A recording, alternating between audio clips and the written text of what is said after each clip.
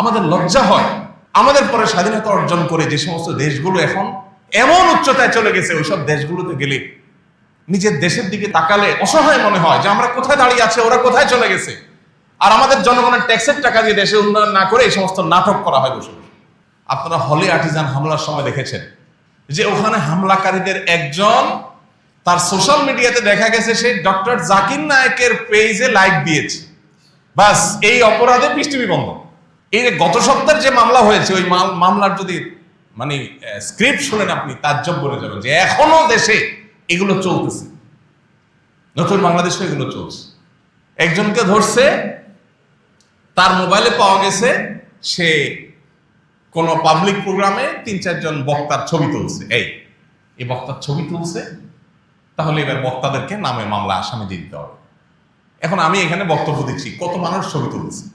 এখন আপনি কোন একটা, আসলে আপনি দোষী কিনা সেটা তো আল্লাহ ভালো জানে, ধরলাম তর্কের খাতিরে যে আপনি দোষী, আহমদুল্লাহ ছবি তুলছেন, তাহলে এই বেটারাও মামলার নামে দিয়ে দেবে।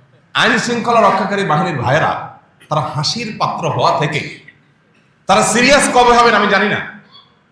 তাদের মধ্যে ন্যূনতম, বিশেষ করে যারা এই কর্মকাণ্ডগুলো করে, তাদের মধ্যে ন্যূনতম লজ্জা, শরম, দায়িত্বশীলতার কোনো জায়গা তাদের আছে কিনা আমি জানি না। আপনারা দেখেছেন আরেকজন বক্তাকে গত আমলে গ্রেপ্তার করে সম্ভবত 2-2.5 বছর জেলে রাখা হয়েছে। কি অপরাধ?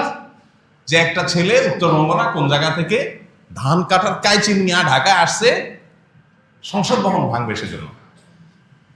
ধান কাটার কাইচি নিয়ে আসছে সংসদ ভবন ভাঙবে সেজন্য, এবং তার মোবাইলে পাওয়া গেছে ওই বক্তার ছবি। তাহলে বক্তারা বের হবে। মগের মল্লুকের গল্প আমরা অনেক শুনেছি, কিন্তু মগের মল্লুকের বাস্তব রূপ আমরা দেখি নেই।